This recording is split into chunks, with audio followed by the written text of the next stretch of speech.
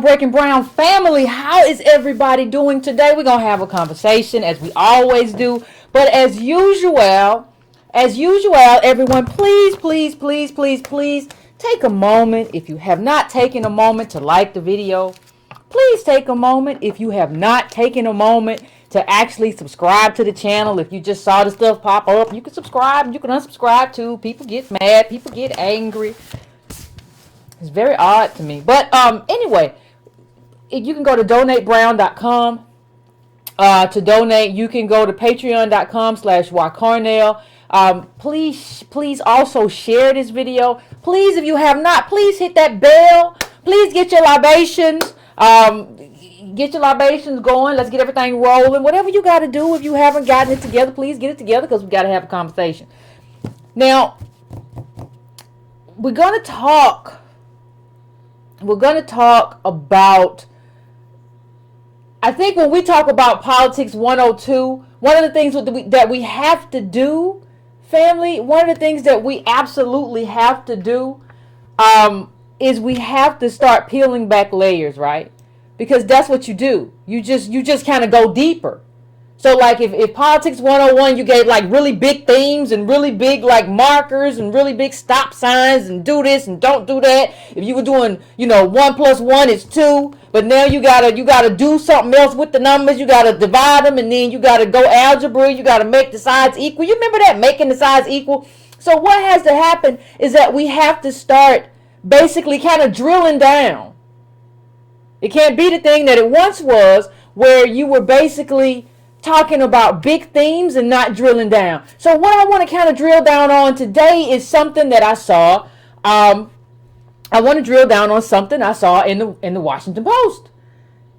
And for those of you who don't understand the context, I'm going to give you the context. But before I give you the context, I just want to give you what was said, right? And so this is the headline. This is Cortland Malloy, and it says, "Where are black men in the fight for black women?" Now, this isn't even about like this. Understand that this is about Trump and the accusation coming from the April Ryans and the Yamiche and how Trump talked to Maxine Waters, which is something I very much disagree with in terms of talking about low IQ and all of this stuff. All of that stuff goes into it. But we're going to have a conversation that's going to surround, how do you take what you see as the most powerful man, not just a white man, but the most powerful man in government right now. How do you take what you perceive as his disrespect and pile that on top of black men? Like, how does that happen? So we have to make an honest assessment about how all this stuff is happening and how it's going down, and who's making the assessments. Are these people who are making the assessments qualified to make the assessments, or are they out of step? But first, let's give you, I want to give a little context from the article, and this is a quote from the article itself, and we're going to draw our own kinds of conclusions as we do the Politics 102 thing. Now, this is from the article. For months now, Trump has been targeting black women with white supremacist tropes: low IQ, nasty, losers, dogs, stupid. He calls them. Sit down, he scolded. Sit down. He scolded a black female reporter at a press conference. His tone as contemptuous as a plantation owner whose black maid had dared question his judgment. Now, I want to point out that I do believe all this low IQ talk is very bell curve-ish to me. And I get a tinge of racism from that as well. But let me tell you something else. Trump talks bad about everybody in there. The low IQ thing, the same thing. Maxine Waters, that's bell curve-ish to me. And I sent some racial stuff in there, some dog whistles in there that I don't like. I give you all of that. But I also give you, this is the same person who called CNN fake news. And the same person who kicked Acosta out of there. So, like, let's not pretend like that Trump is a respecter of persons or intellect or none of that stuff. But I see what you see. I see some of it. But in Politics 102, one of the things we have to do is we have to parse things too. So when we're talking about the PB, when we're talking about when we're talking about one reporter, we can't ascribe all of that to the other reporter, because April Ryan done got into a fight with Omarosa and keep your name out my mouth and all this stuff. She done did all of that. All of that was very, very, very, very, very unprofessional. I'm sorry how it all went down with y'all going back and forth, and we was in the hallway. And then she pushed me, and so security came, and I ain't laid hands on you. Y'all both behaved in a way. I mean, so if we're going to talk about professionalism, I found that whole thing in the Twitter tirade that April Ryan been on, and I find some of this, and even when we talk about, let's just look at the exchange with, when we're talking about now, I think Yvette came from the New York Times, and then I think she's at PBS now, and she asked Trump this question before he accused her of being a racist or whatever. There are some people that say that this is the question that Yvette asked Trump during the press conference. There are some people that say that now the Republican Party is seen as supporting white nationalists because of your rhetoric. What do you make of that? Now she's asking this to a reporter. She didn't know it at the time, but she's asking the reporter, understand that Trump just took Acosta's credentials. Understand that. And they're at war right now. There's a court case going on. Understand that you just basically asked the man if he's racist. Even if you ask a racist, you can ask David Duke, do you just hate black people? People are like, no, it's not about that. It's about pride, and it's about that. Nobody's going to say that. So what you have to do is you have to ask a smart question. This policy that you are recommending, this policy will gut black life in XYZ thing. You have said you have this many supporters in the polls in terms of black people. Every poll I look at says you have XYZ. How do you explain the disconnect between you and the rest of the black community? You have to, I'm saying that you know who this man is right now. You know who Trump is. One thing Trump ain't, is not, like, he's consistent in the fact that people say, well, he's a liar. But yeah, he's consistent in it. So you know who you're up against. You know who you're talking to. And you know that that's a question just designed to antagonize, as designed to kind of move something forward. Now, I'm not talking about Abby Phillip right now. I think that the question she asked about Mueller was a very valid question. Are you going to try to rein in the Mueller probe? It's a valid question. It's a question on everybody's mind. But I don't think those two questions are the same. And I don't think they're indicative of the same thing. It's not the same as when he called Maxine Waters low IQ or whatever he called. It's not the same thing. So I think one thing we have to do, we have to parse these things and be like, yes, this is it. This is a thing that I see as a dog whistle. This was a bad question that was insulting in a way that he felt. Now, I'm not saying she's wrong. I saw Charlottesville too, and when Trump said there were two sides. I'm not saying she's wrong. I'm saying ask a smart question. Let's talk specifically. At the time this is all going on, we just had elections. This is right after the midterms. You got all this stuff. We got Florida. We got Georgia in terms of governorships. We got all these different questions in terms of suburbs, and you just gonna ask the same question everybody's. Well, you basically just ask, well, is you racist? I think people keep saying it, and you know how Trump's gonna act and how he's going to respond. So what I want to say is, be very careful, black reporters, because what would happen, especially black female reporters, be very careful that your editors and your publishers are not using you to make a splash.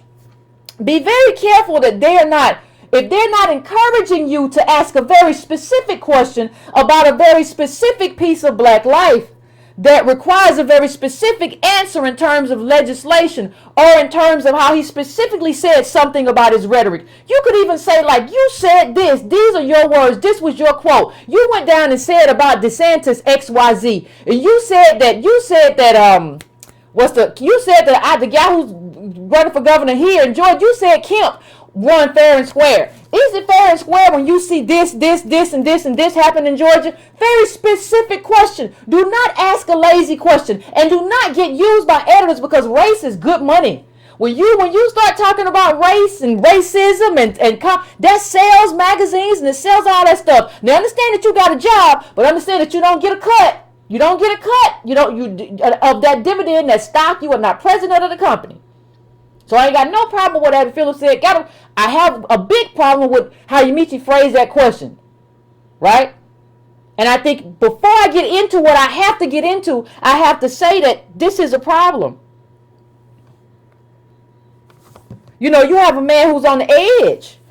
His son could be facing indictment. A lot of people who gonna run him gonna be could be possibly facing indictment. You have to always figure out how to walk the kind of tightrope and walk where you are and where you need to be. Now, here's my thing. And I think that's probably why he came at Philip the way he did about the Mueller probe. And I all this stupidity that's aimed at black women. You just stupid. All this stuff. I do see that. I see that. But I want to make sure that we're not getting used by white women editors or white male editors too at the same time. But let me move on. So that was the question.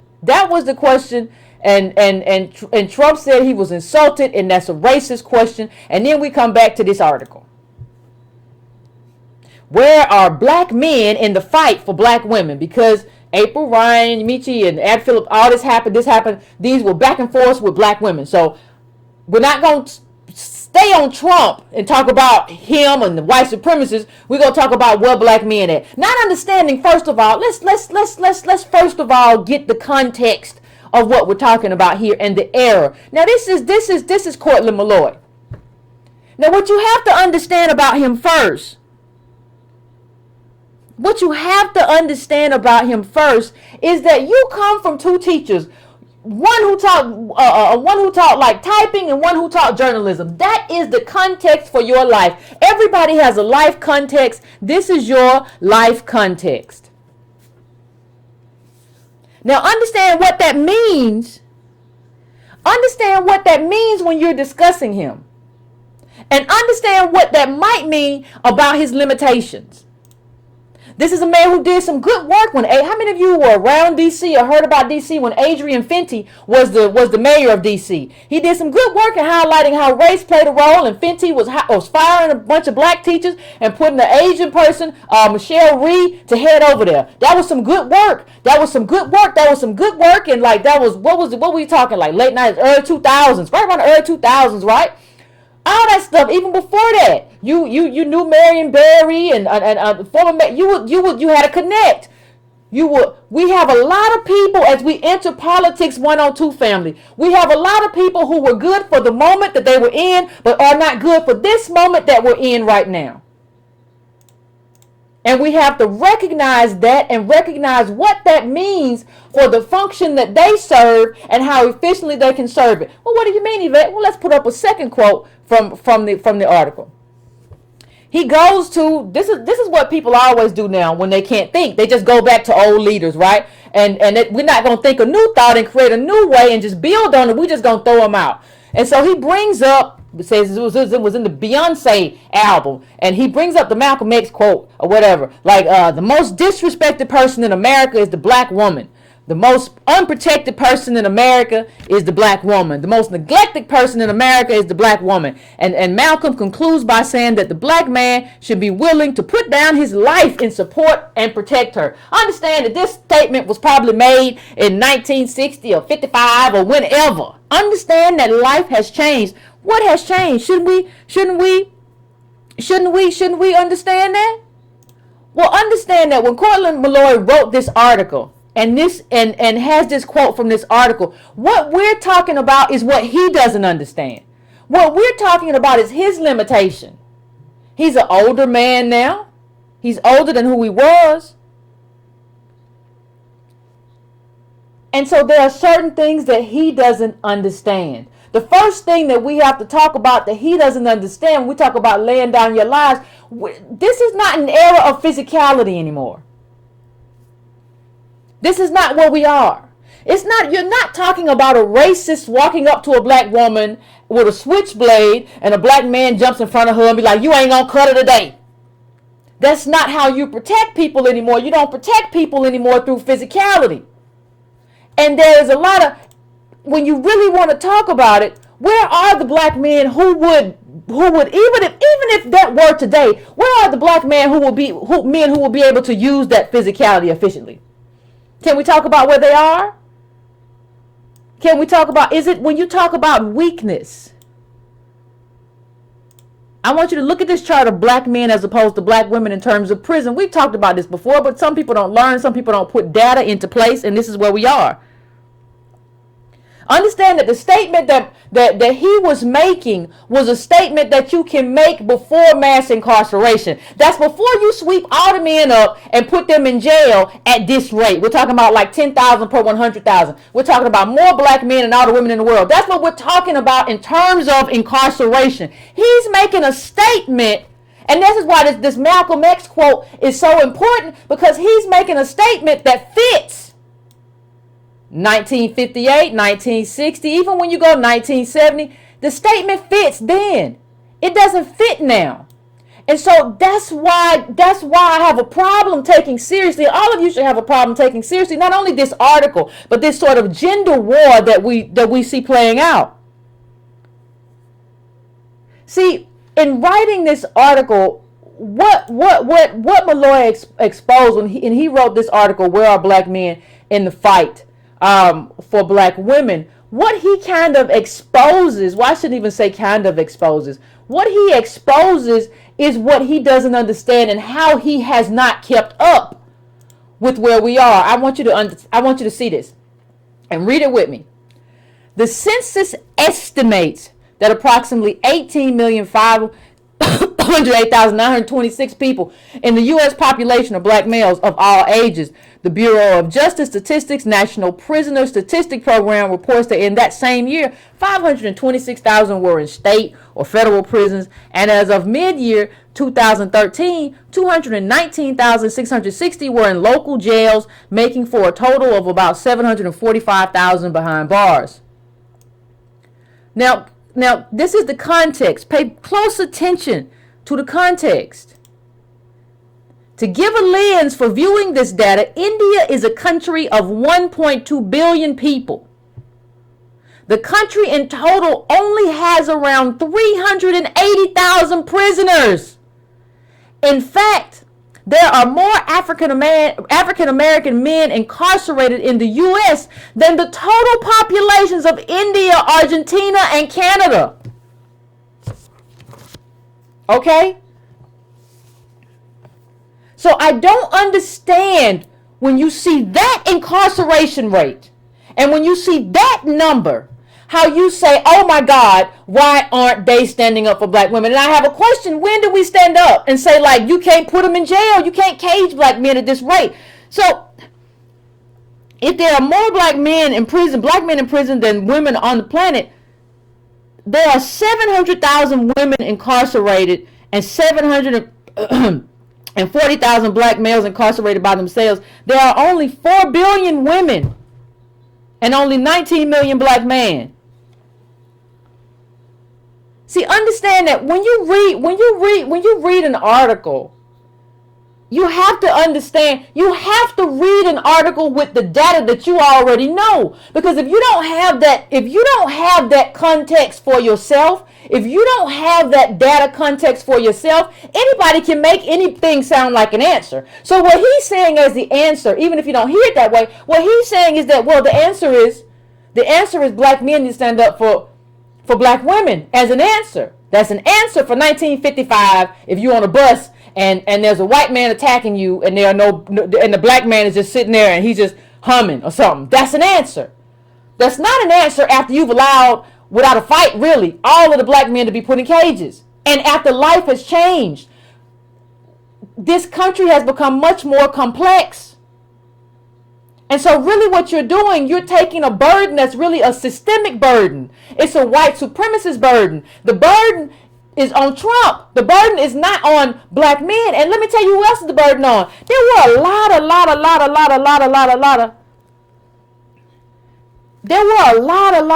lot of people, white people in that room as well. A lot of white men was in there doing all those press conferences when they was outside. A lot of white men in there too.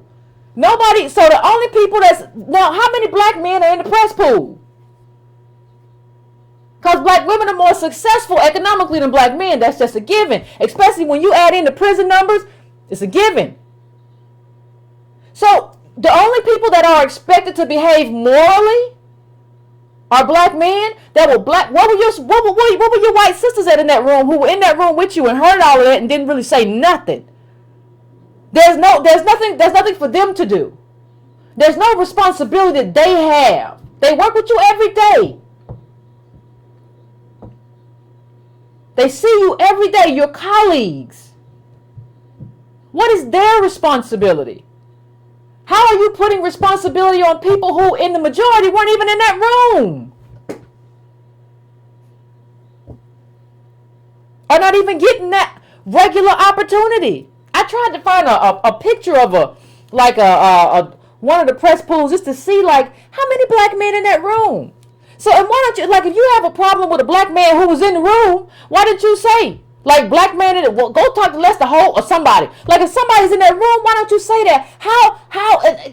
See, my Lord doesn't even want to define what it means to help, like stand up for it. What do you mean? Specifically, what are you talking about? Well, you don't have an answer, so you didn't say, you just left it out there. See, how do you see this? How do you see this number I just put out about the catastrophe in this country of mass incarceration, right? And the number of black men in prison exceeding women around the world in general. How do you look at that and still say I'm the most disrespected? I don't understand. I'm willing to hear it. I just don't understand. Like, the numbers are clear. There was another article from the New York Times. We put it up when it happened. That said, in terms of black women versus white women, there's a slimmer, black women are much closer economically to white women than black men are to white men. And part of how we fall apart as families is like the attack, on as nuclear families, the attack on black men, right? That was another article in New York Times. We had another one I put up 2-3 weeks ago from Brookings about the lack of inherited wealth of black men. How do you see all this data and still come back and be like, no, it's all about me?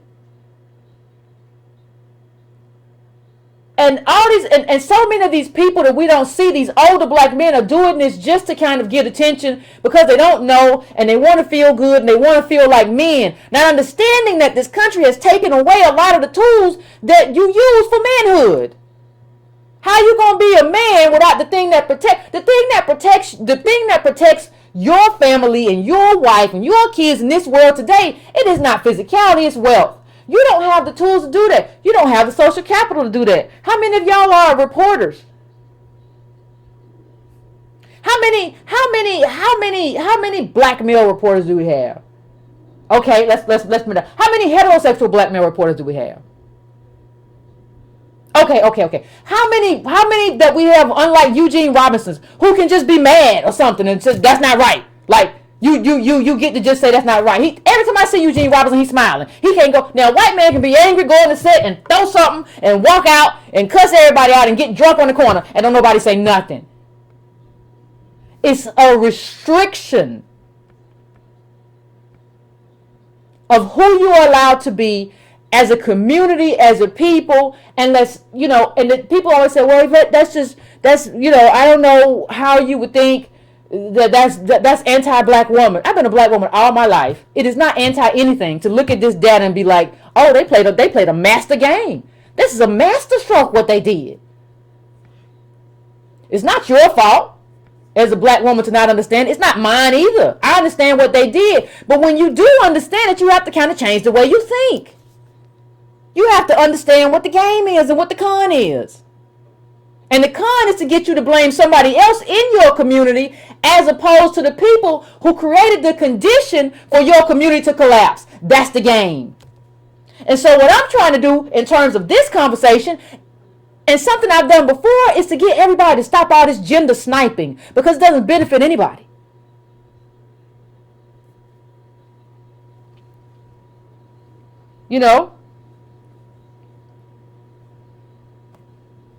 I don't understand. I really don't understand. I really don't understand how, as a woman, you can care about your black son because he comes from your body, but then throw away black men as a group. It doesn't make sense. And so let me just go back to the article because there's so much wrong with what is being said. And here's a quote. And somebody said this, I think Michelle Norris: "Dear news outlets, you want to do something radical and powerful. Next White House press event with the president, only send your black woman reporters if you have any." And even with that, like, stop talking woman and man. Do you have black reporters? If so, send them. And understand that what you're doing is not creating any kind of systemic difference or any kind of systemic plan for black people. That is still just a spectacle. And the people who are going to benefit from that spectacle are the people who own the news outlet that you work for, not you.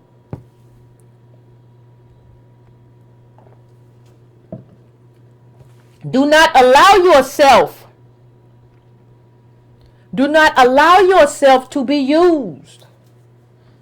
Do not allow yourself in that way. There's a reason why they didn't really build. There's a reason why they built so many more prisons for men than they built for women. It was not the plan. It was never the plan to put us in prison in any mass numbers. It was the plan to put men in prison, and it was easy because the propaganda was ready made for it. Oh my God, they out here raping white women. It's funny. It's kind of funny when during the Reconstruction, when the white men went to war in the South, the slaves weren't raping. The male slaves weren't raping the white women and the mistress of the house. But all of a sudden, this is what catches. What catches on, right? And that's the propaganda that was used, and that's the propaganda that's still used. The problem that I see is that it keeps catching on in our communities. And so you have older men who keep pushing this narrative because they don't know. And it's a problem when you don't know. Let me just put this up too. This is from, hold on. This is from The Century Gap: Low Economic Mobility for Black Men 150 Years After the Civil War. Inputting income using individual characteristics, including occupation, region, gender. Collins and Wanamaker find that black sons have historically been significantly less likely than their white peers from similar economic backgrounds to ascend the income ladder. Black sons were less likely than their white peers to enjoy higher earning jobs than the one their fathers had. So their incomes were lower. This mobility gap can be seen across the entire period.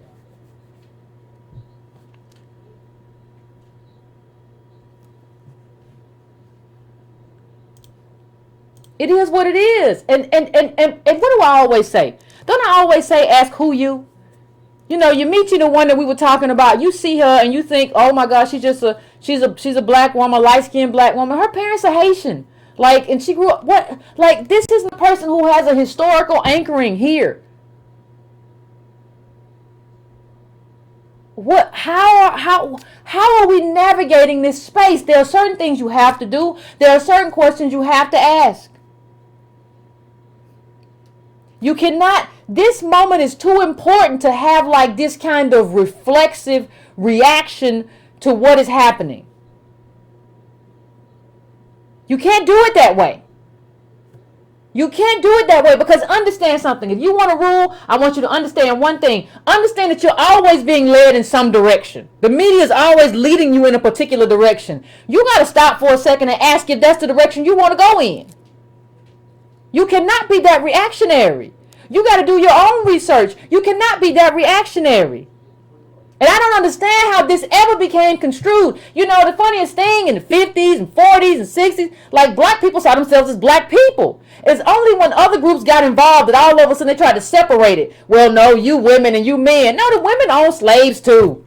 This is not something you can't separate. There's no natural connection here. You didn't allow us. That would only be true if you allowed us during Reconstruction to truly assimilate. That's not what happened. We didn't get to move in communities and have access to the jobs, and there was no more race, and we were all seen as the same. That's not what happened. So it's a very different kind of conversation. And I think we have to own that. And this is why this quote doesn't make sense from the article. If Trump had treated 3 or 4 African American male reporters the way he did the women, would they denounce him then? Kimberly Crenshaw, a professor at UCLA School of Law and Columbia School, asked during an interview. What kind of sense that make? I mean, so you really think, like, what kind of outcry was there when they came up with mass incarceration and we started seeing that men was just in jail? Was there an outcry among anybody? So, like, how can you come forth then and be like, well, if it was a man, it'd be different? There would be, how? Where? What are you talking about? I don't even understand the basis of that. I don't even understand the basis. I don't understand what's happening in our community that like somebody does something, a president, a powerful white person, or powerful white people do something that's offensive or do something that's racist. And our reaction is to like blame other people in our community. Who? Let me just go to the next one. And since black men benefit so much from black women's political efforts, enlightened self-interest should propel more support. Black women continue to cajole black men into voting, and they never seem discouraged, even though 13% of black men ended up voting for Trump. You know,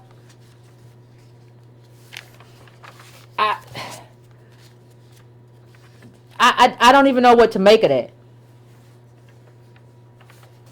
I don't even know. I mean, I bring up again, where were the black men in that pool of reporters? See, the fact that we're only talking about black women in large part is because I don't see, in terms of opportunity, like, where are they? Because who do you see? Who is in that room asking all those questions that's supposed to stand up? And so, but you check Twitter. Because this is what this reporter had to do. When you realize you're so out of step with the black community, what you do is you go check Twitter and try to figure out what's going on. And that's what lets you know. Because I checked Twitter, and Twitter said XYZ, and I couldn't find a lot of hashtags.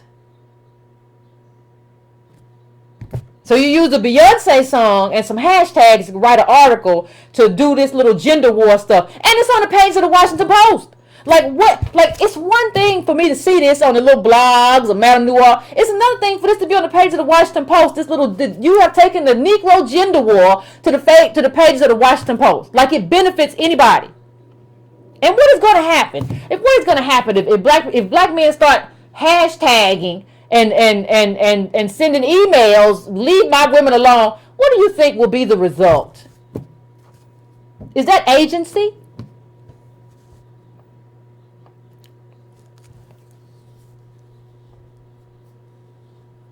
So now the woman with Haitian parents, Yamichi, the woman with Haitian parents is in the room. Immigrants are in the room. And basically you cut out American DOS men. That's why y'all not in the room together. Because there's this whole minority coalition.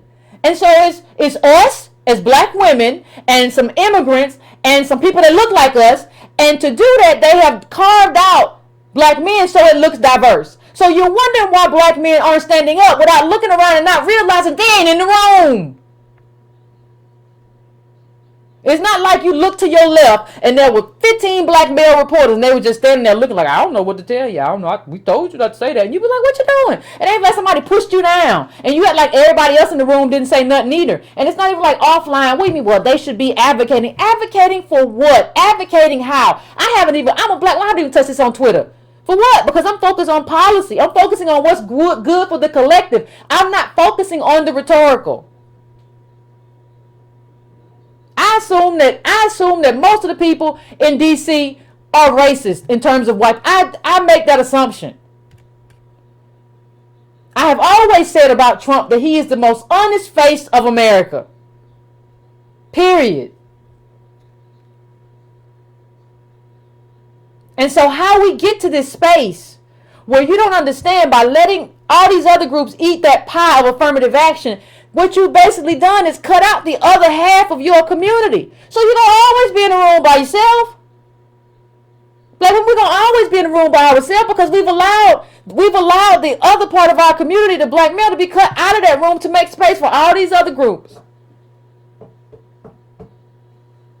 And you don't even see it because they made space. The black man will be in the street somewhere, but you don't even see it because they said, well, we're just going to put him in jail.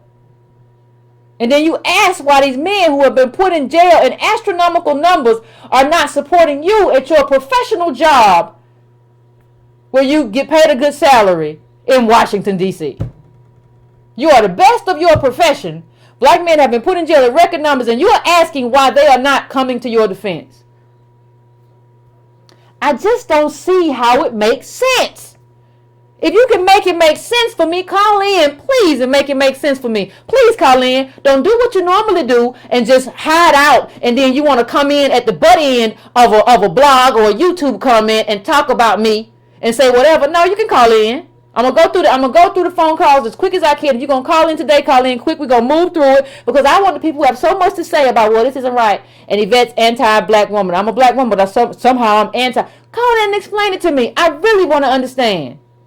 And I want you to understand that this division is intentional and this division is a problem. All this division, whether it's gender wars, whether it's LGBT, whether it's whatever, all this division, you putting somebody over here and you over here. No, this is just, ain't nobody, we still all just Negroes. And I want to say the other word, but I can't. But that's who we are. And that's who they have made us be. We have not been assimilated to the degree that we can just be people. That requires the collapse of whiteness. We ain't there. It ain't about that. We're all in this sinking boat. And when you're in a sinking boat, you can't look at somebody across from you in a sinking boat and be like, well, this is your fault. You just ain't paddle hard enough and you ain't dumped the water out. Did I tell you to get this water out of this boat? I told you a long time ago this boat was raggedy. And somebody else put the hole in it. So somebody came and put 10 holes in the boat. And instead of blaming the person that put the 10 holes in the boat, you looking at the person across from you, y'all both sinking, talking about, see, it's your fault. Why you didn't, now the person came and they had a bunch of people with them. It was a bunch of people and they put holes in the boat. I don't know why you let them put holes in the boat. Well, I tried, I don't know what you mean, people. Well, now we sinking. And see, if you would just paddle harder. Why you ain't got a bucket? You ain't taking the water out. You don't move fast enough. If you move faster, we wouldn't be in this situation. You always been slow. That's what we look like, and I think other people understand that. I think other people understand that. You know, who we are and what we are is slavery. That's lineage.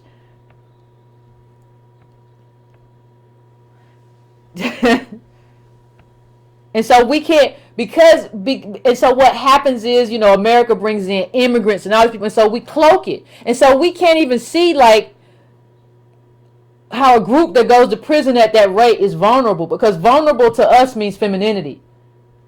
And that's not what vulnerable means anymore. Just like I talked about, you know, physicality and masculinity isn't how you provide protection. We're not talking about y'all together and somebody jump out of a bush.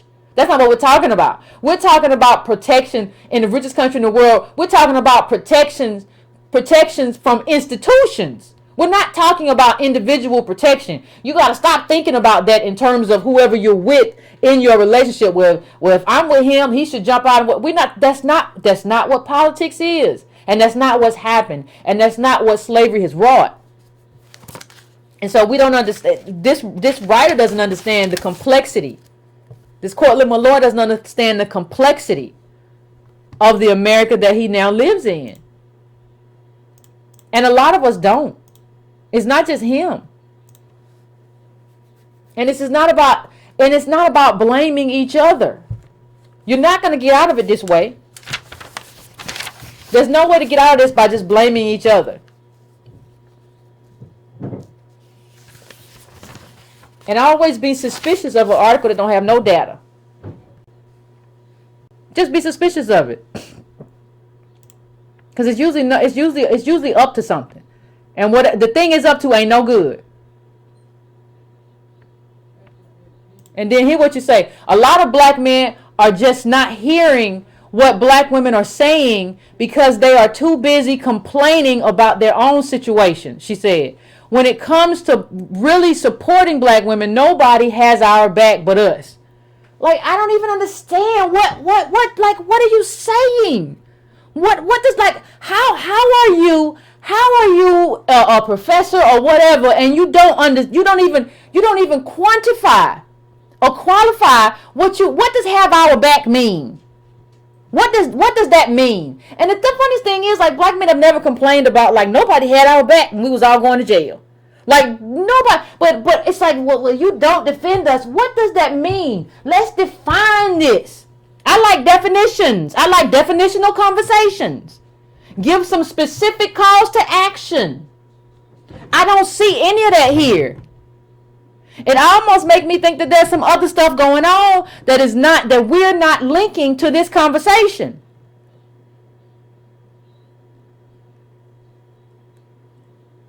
I don't understand. So you have all of this protection that's being put forth in terms of immigrants and migrants and the border and what we got to do for that, and then, like, but we're not going to talk about everything else. We're not going to talk, but we don't have that conversation for black men. But we are the community, black men, black women. There are only two groups in this community: ADOS people. When we talk about American DOS, we talk about lineage. These are two groups. These are the two constituencies in that one group. American DOS, men and women. I don't know who you're trying to align yourself with because you work with them, but that's not going to work. Because you listen to them and you're thinking, like, well, they should do whatever do. I don't even know what you're saying, because even when I don't see anybody standing up for anybody in that press room, I don't see any of that. I don't understand what you're talking about.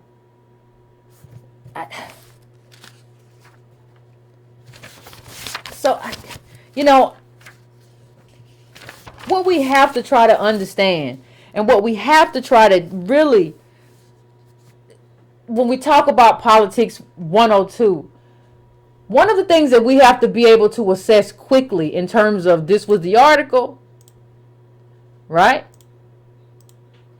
One of the things that we have to be able to assess quickly and without problem in terms of this Cortland Malloy article is that we have to understand, and this is him, we have to understand when somebody is out of step with us. And we have to understand, when you look at that article, you don't see any data in the article, which means unless you're writing like a self-help article or a romantic article, it means that, like, you were not serious about your project, right? And it means that you're out of step. That's what it means.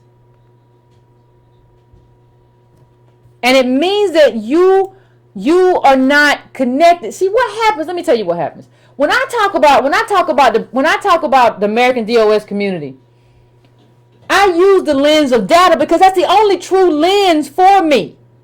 So what does that mean? What do you mean, Yvette, that's the only true lens? What that means is that I grew up in a working class house with factory workers, but that's still not the same as, like, growing up in the projects, right? So I can't tell you, there was an article that Malloy wrote a while back about snitching, and that's what happens and people don't want to snitch. But yeah, you had two parents who were teachers. One taught journalism. You can't speak to the repercussions of snitching in a community. I can't either. I read an article where a dude almost got killed because he testified in a court case. I'm not telling nobody what to do, but I'm telling you I can't cast judgment in that. I just got to tell you that the real problem is that we live in too many poor communities. And we're too poor. So we're in situations where poor people are always violent. And so what's going to happen is that somebody's going to get hurt. And when you try to take care of them, when you try to tell them whatever, there are other repercussions. I can't tell you what to do and that you shouldn't do it and that you shouldn't. You live there. You got to go home. And too many, it's not about, well, Yvette, you don't want people to be successful. You cannot be successful, though, and go here and speak for people who live in the ghetto as if you live there. Because white people don't know the difference. So they don't know that you don't come from Southside Chicago. They don't know that you don't come from the ghetto. You speak for black people. They don't know the difference. Who can? They don't know. So they don't know that you never lived that life. They don't know that you moved out of DC 20 years ago or whenever it was, or 2000, 2005. They don't know that you made your parents were professionals. They think when they talk to you about race, when they talk to you that you're talking about all black people, that you must have grew up in the ghetto too. He must know what he's talking about. And we have this group disproportionately speaking for us. And they're not speaking through the lens of data. It's one thing if you bring the data and say, this is what the data suggests. That's a cold lens, and that suggests where the group is going as a group. That's what you need to do. But you can't just bring these stories into play like this when you didn't live that life. Don't talk individually about a life that you didn't live. Don't try to bespeak something out here and you're not here. Your story is great, but the timing is for 1992. Even because a lot of that stuff was before we had the data. So mass incarceration was in full effect, but we didn't have the data. So if you had written that article then, I could understand it. You didn't know enough. To do it now, though, that is journalistic negligence. You're at the Washington Post, you're not at a blog. You don't get to write that now without providing all of the necessary context of black life. Black incarceration numbers. You don't get to do that. I don't know how I can make it any more clear. This is a more complex America than the America that you grew up in. And I'm so tired of these old reporters telling me like you always telling me like I grew up, there was a typo in one of these little quotes. Fix that. Because you always want to tell me about your biography. Don't judge people by their biography. If you want another solution, you got to judge them about whether they're the right person for the moment. And the agenda is one thing. We talked about everything. And we were talking about Stacey Abrams and her politics ain't right. I agree. To a large extent, I certainly do.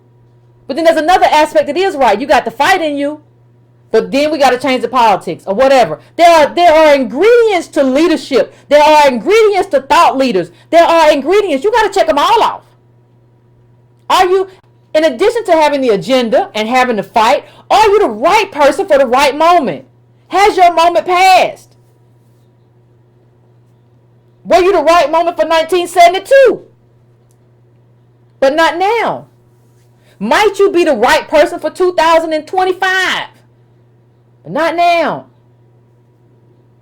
And I think what happens with a lot of these people, they stay around too long. You are not the person for this moment.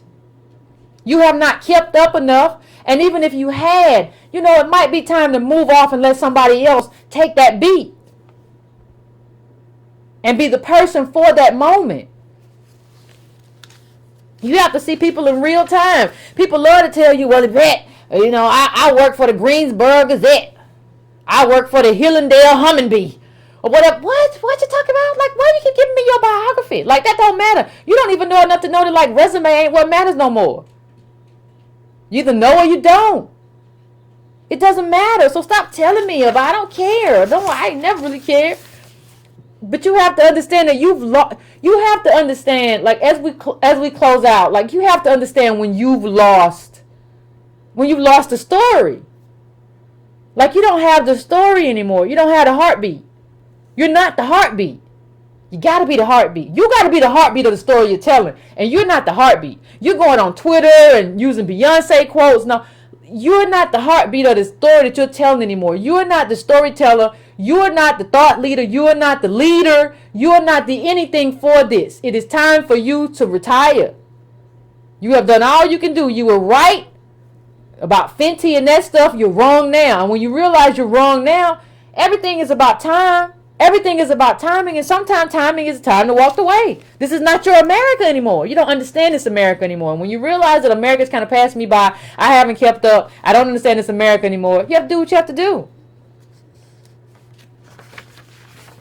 And there's another person who's like that, but I think I might discuss it at another date. I was going to go into it a little bit, but I don't think I will. I want to get to this cause. I really want to get through a lot of them because I want to see what everybody got to say. Because this is whatever the social media has, Twitter especially, has created this whole platform where everybody, if you can make a pithy comment, you can make a smart comment, that's just, well, you're brilliant. That's just what it is. And so it's created this whole arena for us to kind of snipe at each other and not be serious. And so I really want to hear, like, I really want to hear about this tonight from people who are in the chat. I really want to hear from people who are in the chat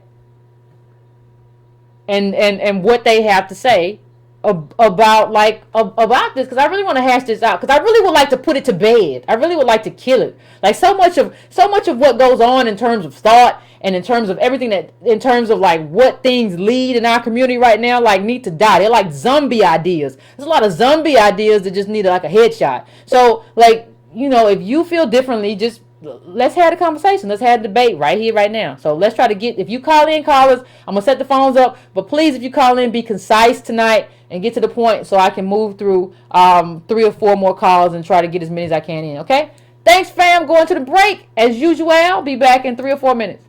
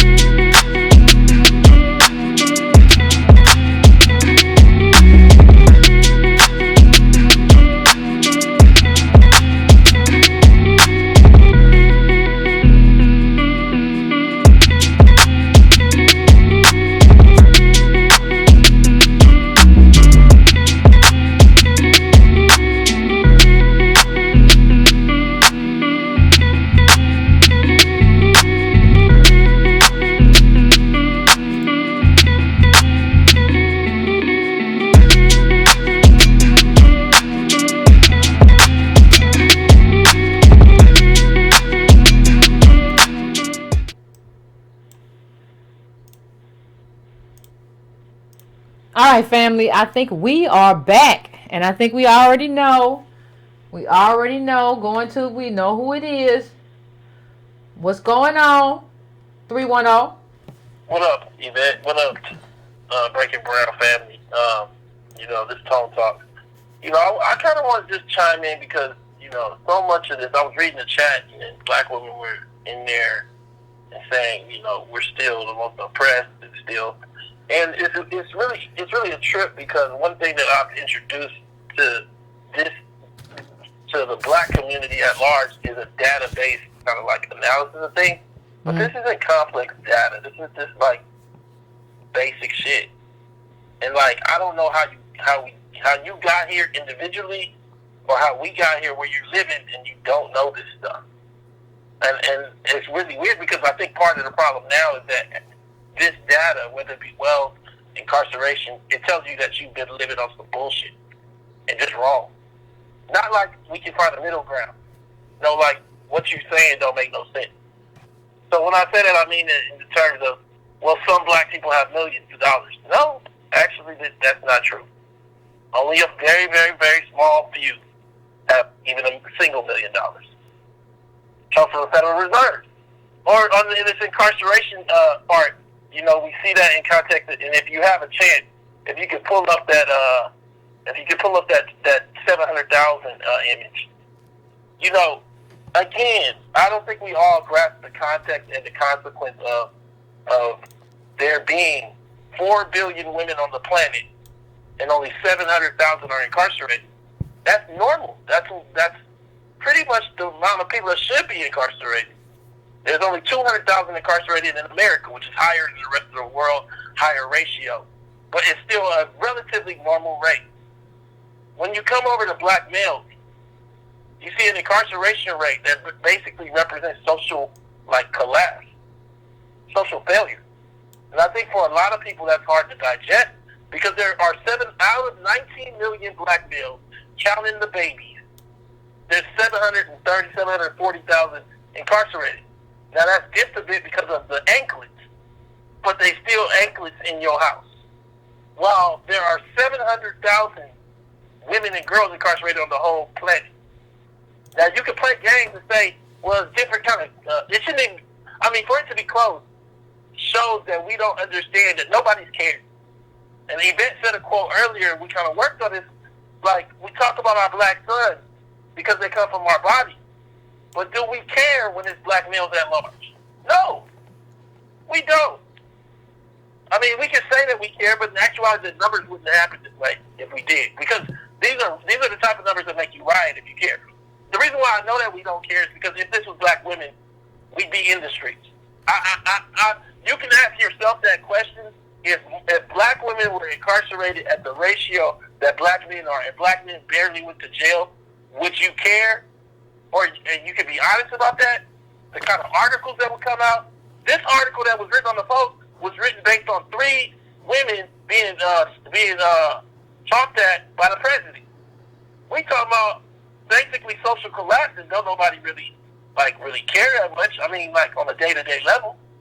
And I'm saying that on the level because if you can't get real with that, the rest of the conversation falls apart. If you can pull up an image of the slave, when we look at this thing, what Yvette was speaking to earlier is very important to understand. By reclassifying this around womanness, you allow white women, you allow Haitian women, you allow Nigerian women to take American slavery and blanket themselves with it by snatching the blanket off the black men, DOS black men, and leaving them out in the cold. Right now, what's happening as a result of this whole thing is that we're not really seeing that that's going on. There's no black men really in the room, and then you're asking why black men don't say that.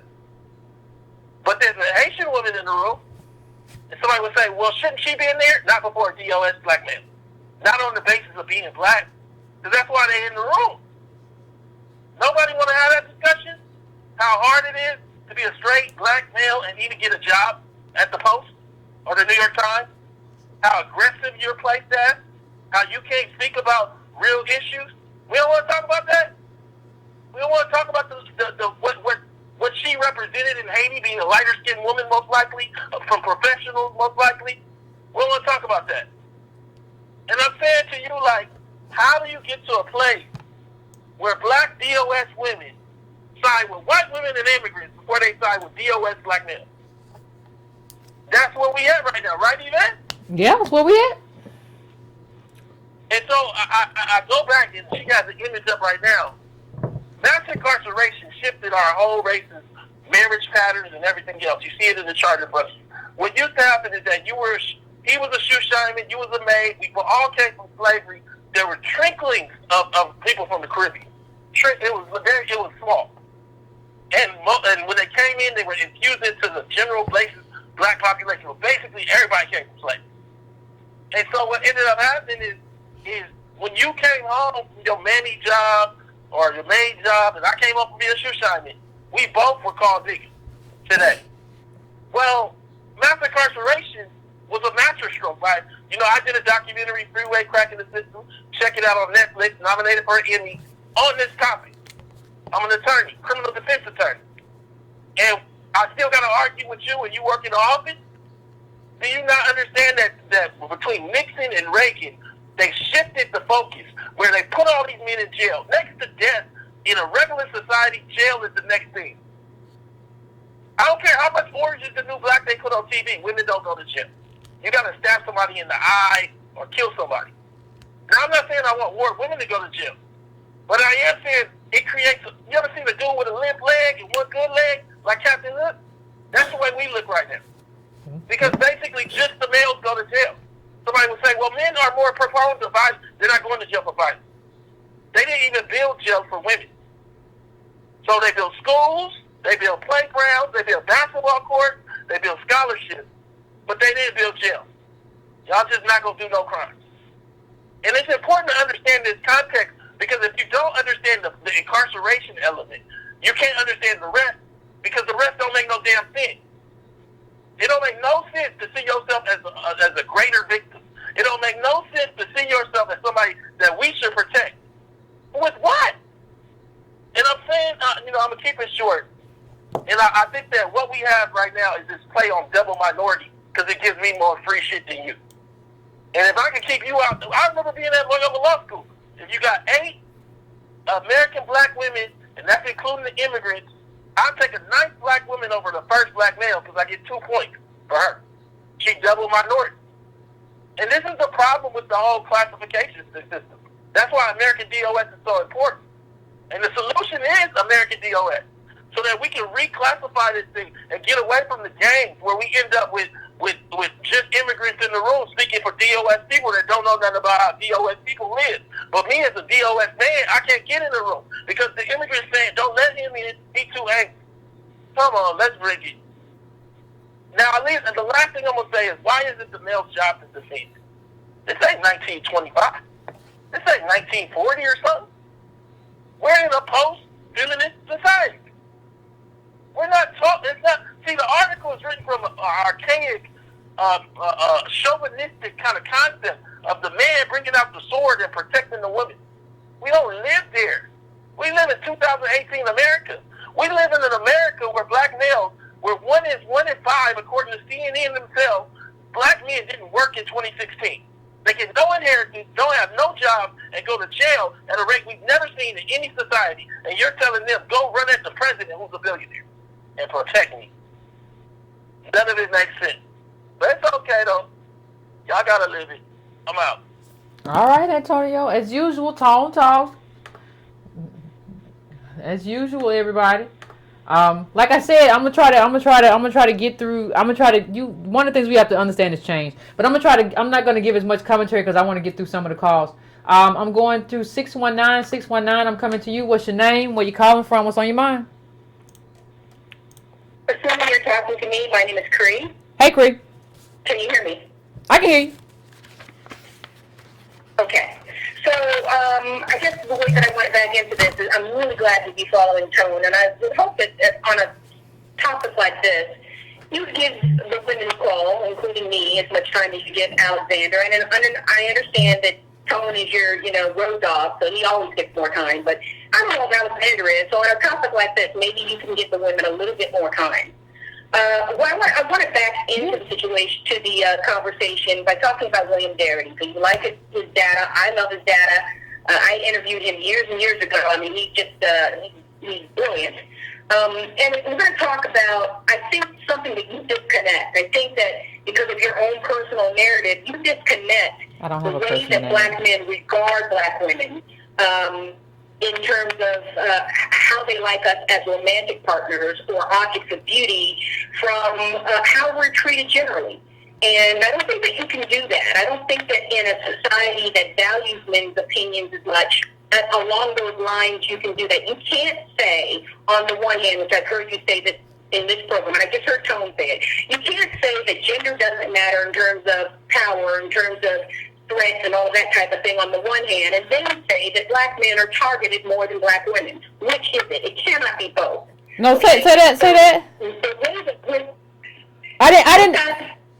I didn't say that gender doesn't matter in terms of, like, define what you mean by power. You talking about physical power? I am talking about the perception of threat.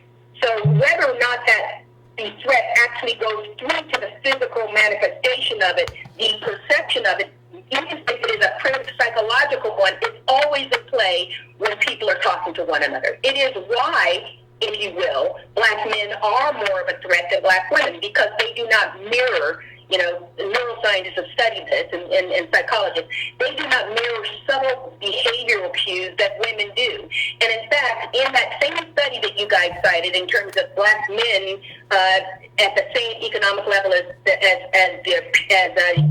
boys do not do as well as women, you can find that sample in which there are black men who have done as well as the white boys they grew up with. And in those environments, in those areas, there are plenty of black men who are employed, and the implicit association scores of bias against black people is lower. So in what I am saying is those black men learn how to mirror more like black women do. White men don't have to learn to mirror that way because it is naturally how they are. So black men have to become feminine? Threat, masculinity. What's that? So black men have to become feminine to become successful? Well, if you think that those black men, that all of those black men in those areas are feminine, I would. All of what black men in what area? They're feminine. I think that they have had to have more mentoring as to how to mirror, because it does not come as naturally to them. That would be the difference. But I mean, if you want to call that more feminine, it's fine. But I'm saying that you cannot disconnect the masculine threat that comes from something that a man says versus what a woman says. And it's very interesting to me that on this very program, you said nothing about Serena Williams. Serena Williams was basically called a man on GQ, in quotations. They put her as woman of the year, but in quotation they put men, and then they crossed it out. This is the type of thing that black women are talking about. William Darity's data shows that the only reason incarceration matters in terms of marriage rates is because, well, not only, but one of the bigger reasons is because black men value light skin and Eurocentric features. That is behind all the data. You're disconnecting the interracial marriage gap. Black men like to say, black people like to say, that most black men, when they get married, marry black women. But the data shows that is not their preference. William Darity's data shows that is not their preference. So wait a minute, hold on, wait a minute. I let you go as long as Tone. That Tone says you have to get anchored in. No. Wait a minute. Let me tell you how. You gotta let me. But you gotta. Okay. Are we gonna have a? Wait a minute. Are we gonna have a conversation, or are you gonna talk over me? Are we gonna have a conversation? Let's have a conversation. I want to understand. I'm sorry, it's probably the reception. I'm sorry. Okay, that's fine. I apologize. That's fine. What is the data that shows, like first of all, we're all over the place. Gender in terms of power. Black men are threatening because of maleness. I guess that white men aren't, and so they have to learn to mentor to be less male, as if black masculinity is more threatening than white masculinity. And one of the things, let me just say this. I'm gonna let you finish. No, I'm gonna let you finish. We're gonna have a conversation. I'm gonna let you finish. What I think you kind of don't understand is that when maleness mixes with race, it is dominated by race and mutated to a point where no one wants to hear, no one wants to hear that kind of black male voice. You can't say like, you're not, see what we're having a problem with in terms too is I don't, Darity said nothing about light skin. Like he never said like light skin or white features. So I need some sourcing too in terms of where he said something about black men preferring light features and how that even comes up in a conversation about institutional oppression in America. Okay, can I respond to that? Yeah, go ahead. Okay, William Darity is an economist. So why did he do a study entitled Shedding Light on Marriage? He did it from an economic perspective. In other words, what is the economic status of the men that black women get to marry, if they get to marry at all, according to their skin shade? And of course, it's a little bit of a stretch, but not much. Basically, we're talking about less black features, whether it's skin coloring, facial featuring, hair, what have you. It has economic import for black women in terms of black men not preferring their own women. So where I was going with this, you were saying it was all over the place, but I didn't get to tie it all together. Okay, so where I was going was addressing Tony's statement that unless you anchor yourself in the incarceration thing, you're not even qualified to have the conversation. And what I am telling you, and this is going to make some people angry and some people are going to like it, what I'm telling you is that the way that a lot of black women look at it, including me, is that black men being incarcerated is all about them, it's very much about them giving up on black women. Much of the behavior that they engage in is because they don't care that much about being in the home with black women. When they have an opportunity, when they are economically feasible, when they're doing well economically, they overwhelmingly do not want to choose. But that is in the data, that is in Sandy Darity's data, that is in the Are You Interested in data, dating data. It's all over. It's in the interracial marriage patterns where black men are, twice as likely to marry out and 4 times as likely to cohabitate out. Black men getting incarcerated, yes, things are harder. But when black men weren't so completely goners on non-black women, they cared more. They would take steps not to get incarcerated. Black men do all kinds of things that very easily would get them incarcerated. And I will tell you something. Black men, the data shows that black men live longer when they're incarcerated than when they're not. And black women's lock-out rate is as high as black men's lock-in rate. Okay? I would rather be locked up and have 3 hots and a cot that I don't have to work for than have to slave. Oh, so black men want to go to jail. They want to be in cages. That's what they want because they're lazy. That's what you're saying, right? Cages, really seriously, 3 hots and a cot. Oh, they are cages. They're not cages. You didn't have children. If you didn't have children, would you rather have 3 hots and a cot that you didn't have to slave for, or would you rather slave for that yourself outside of it? And all the black women that I have asked that question to have said yes. I'd rather do the other. I think black men don't care that much about their children. And when last time you been to jail? It shows that black men are better fathers. That is not true because that is based upon it's set into 2 different categories, whether you live with your child or you don't. And when you work out the numbers, black men are far less engaged with their children than not. That's just not true. That's just not true. There's a report. Well, it is true. No, there's a report I can bring up. Numbers show there's a huge difference between the participation rates of fathers who cohabitate with their children and those who don't. And when you actually work those numbers out, and I'm telling you, wait a minute, hold on a second. Involved with their children. The headline is false. No. Doing the numbers and doing the math right, do the math. Like I'm just gonna you're still there, but I muted you because you wouldn't stop talking. So here's something because I need to be able to say my part too, and I'm gonna unmute you in a second, but I need you to stop talking because we gotta have a conversation. First of all, if you haven't been to jail, don't talk about what somebody in jail prefers because you don't know what they prefer because you ain't never been to jail. You don't know what it's like in jail. You don't know what they deal with in jail. I ain't been to jail. I know I've heard a lot about rape in jail. I've heard a lot about the conditions in jail. I've seen a lot about the conditions in jail. So this idea that you are there to abdicate responsibility because you are a lazy, sorry black man and you would rather be in jail than to take care of your babies. and the sourcing of your data is that you have talked to black women, and some black women that you talk to, you ain't talked to all black women, but the black women that you have talked to agree with you, and that is the sourcing of your data is problematic. And there is another study. If I get a chance after the call goes, but it shows that even if black men don't cohabitate with the black woman, they are more involved in the lives, or just as much involved in the lives of their kids as other people. Then you have to talk about the systemic reasons why people can't live together and cohabitate. Because a happy marriage, or any marriage, is an expression of stability. It does not cause stability. So those are some of the things that we have to talk about. Now, what you are saying to me, it sounds to me, I'm going to let you finish, but it sounds to me like you're a racist. Because you sound like Rush Limbaugh. Black men are lazy. They don't want to take care of their babies. They rather lay up and get 3 meals in a cot than take care of their babies. They sorry. They like women with light skin features as opposed to dark features. And they ain't nothing, and that's why they in jail. I don't understand how what you're saying is any way differentiated than what Sean Hannity would say or somebody else. And so as I let you finish, and I'm going to let you finish, you can finish it up. You got about 20 seconds to finish it up, and I'm going to go to the next caller because I need everybody to be concise. But I gave you more time than Antonio. So I want you to tell me how you're not a racist. Go.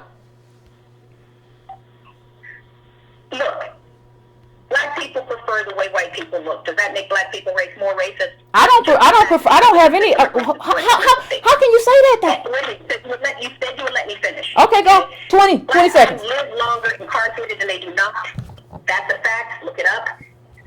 Secondly, all I'm saying is that if they had a dog in the fight, if they prefer black women, they would work harder to stay out of jail. Lastly, the study that you said, where it shows that black men are more involved, is not. The headline does not match the numbers. When you work out the multiplication between those who live with the children and those who don't, and there's a big difference in participation, black men are the most participated in both areas. However, black men are overrepresented in not cohabitating with their children. Therefore, when you work out the numbers, black men are less involved. Go through the numbers yourself. I appreciate you taking my call. All right.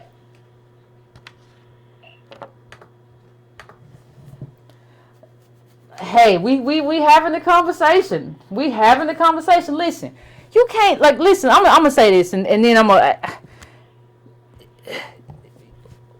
First, you said black men prefer light skinned women, and then when I said or they white features, and so, but and then you changed it up to all black people. Like all black people prefer light skinned features. So if you really believe that, or white features, if you believe that, then first of all, how is that a charge against black men if you just said, well, all black people? And second of all, even if you believe that, then is that not a consequence of how white people put Eurocentric features up here and Afrocentric features down here? See, part of my problem is that the way in which we want to, again, blame each other as opposed to this structure that was put in place. Anytime, listen, I do a lot on this show where I call into question our leaders and our leadership. But I always have in the backdrop or at the top drop or whatever, this white supremacist construct in which we live. Please understand that even if I don't say it 100% of the time, I understand, and I think I say it most of the time, that this whole situation was drawn this way. But if you're in a situation where you blame the oppressed group more than you blame the people who put this structure in place, that's a problem. And what I say again about cohabitation, you can be a good parent and not cohabitate. But in order to be a good parent and have a family, the function of a family is not just two people that love each other. The function of a family is like an aggregation of resources, an aggregation of wealth, an aggregation of assets to make a stable life. And when you don't have that, a lot of times you're far more likely to see that fall apart. Right? And so that's kind of what we're living, especially in the height of mass incarceration. And you don't understand, this is designed. This is designed. I mean, it's a whole lot of people that done went to dinner off Red Lobster money You know, the Red Lobster money that you went to dinner with was from by somebody who you knew was selling drugs, and you knew they was doing that, and you knew that's how you got taken to dinner. But when they get locked up, oh my God, he should have stayed out of jail. I don't think some of us have access to enough people to understand, like, this is what everybody, like, this is what has to happen. If you like, this is what is happening, and everybody knows. There's no way like you don't know that person was selling like weed, which is like, it's weed. It's like it's something that's legalized now that white people are about to make a bunch of money off of, and you're still blaming. Well, he should have just stayed out of trouble and not sold no drug. He shouldn't have sold no weed. It was designed for him to be jailed for a crime where nobody got hurt. This thing was designed for him to go to jail. It was not designed for him to stay out of jail. That wasn't the plan. You don't create more white institutional wealth by him staying out of jail. That's not how this whole thing is supposed to play out. And it's playing out how it's supposed to play out.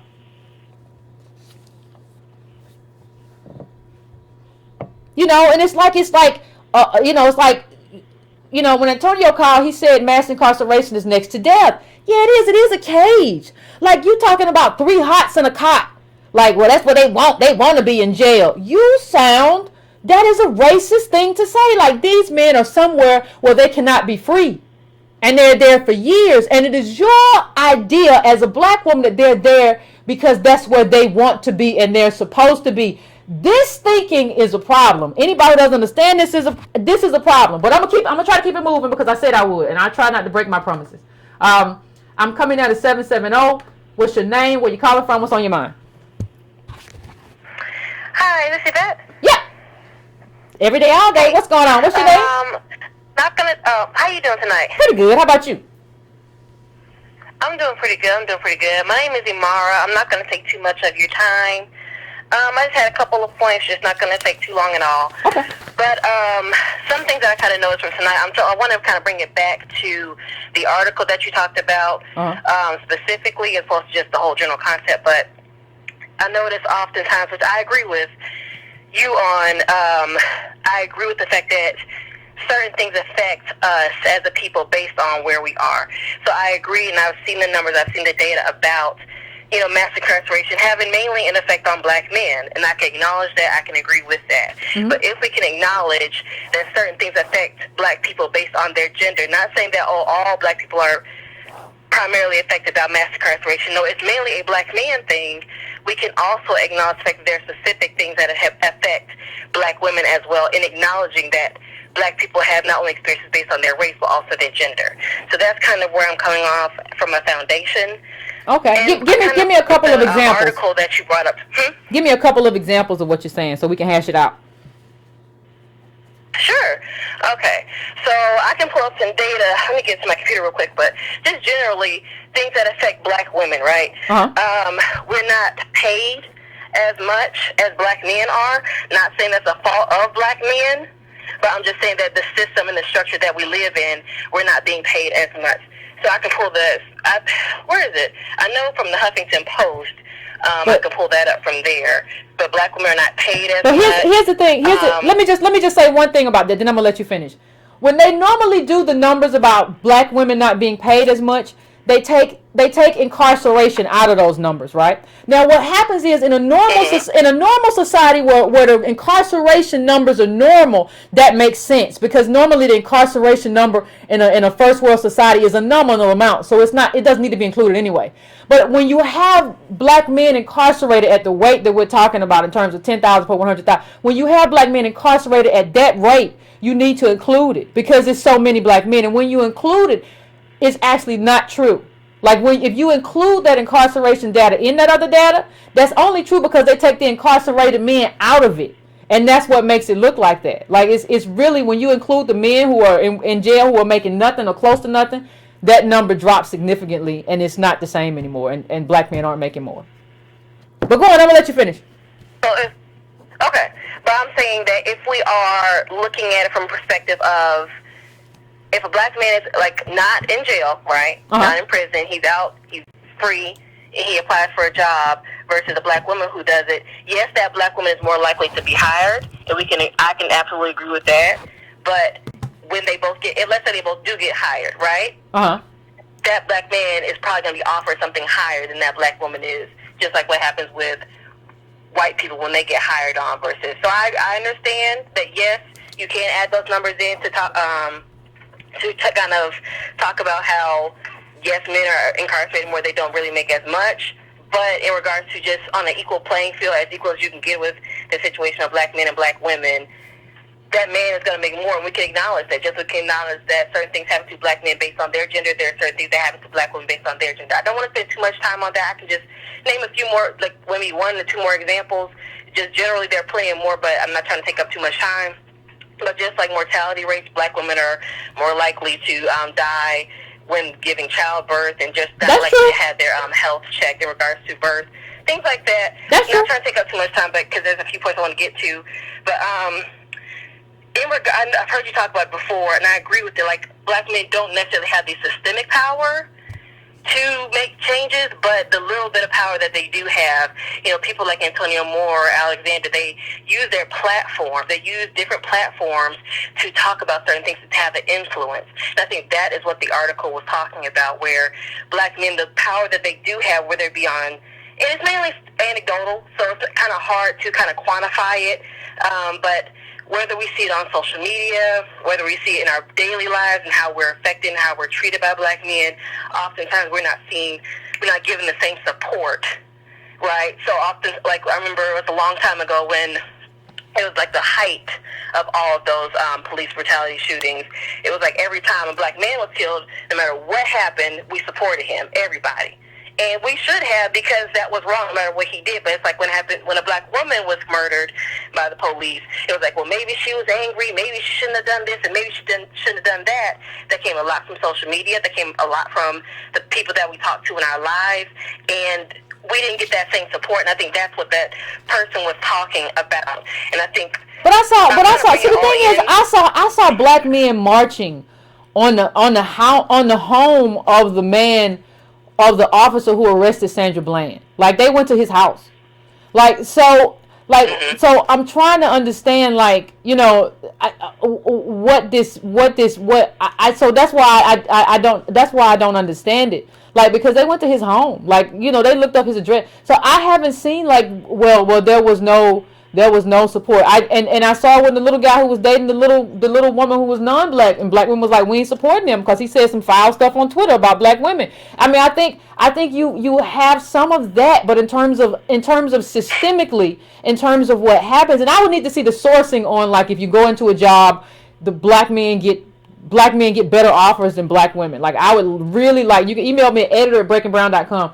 I would really like to see some sourcing that, like, undergirds, like, the initial offer. If a black man and a black woman are for a job, the initial job offer is more for black men. And the thing is, I agree that some things happen because of gender, right? But that's not even really happen because of gender. When you talk about women giving birth, black men don't give birth. Men don't give birth. So, like, what you're really seeing is a consequence of race. What you're really seeing is that these black people are getting treated worse, but since men don't get birth, we can't compare, like, well, what happens when black men go in the hospital and give birth? We can only talk about this is happening to us because we're black. It's not happening to black men because they don't have babies. But this is a race thing. It's not a gender thing, because you can't compare it to men, because this is a biological thing that only we do as women.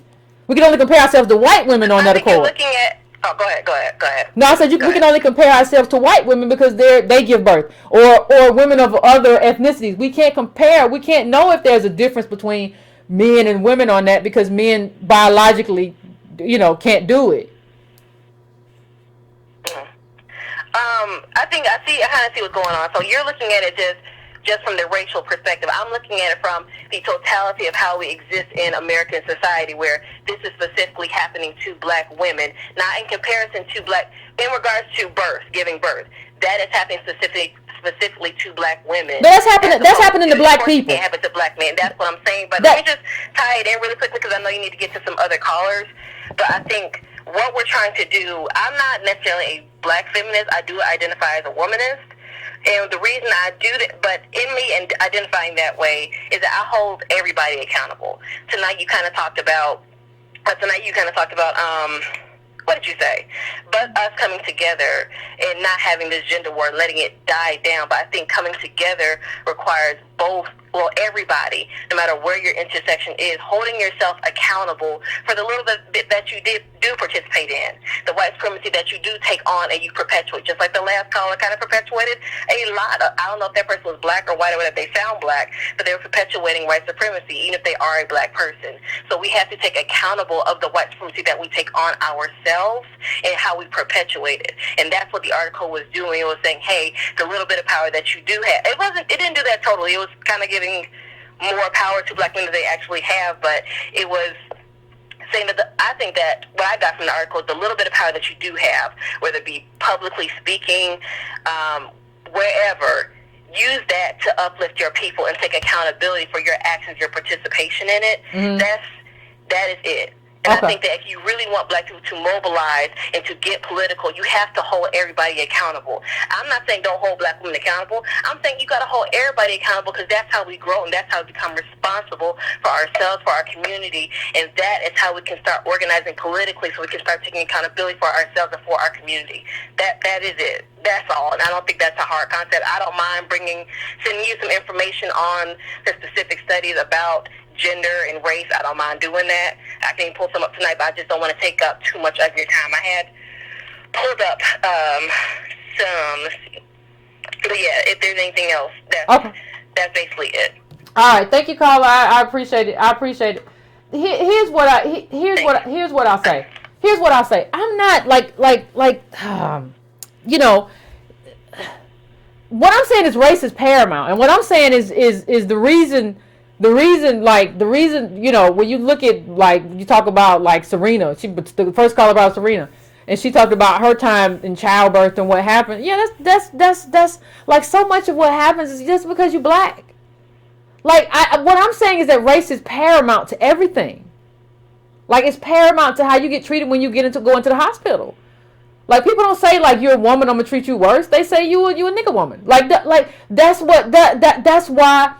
why they don't work to pick up certain things in your pregnancy and try to figure out, like, what your needs are, because of how you're perceived.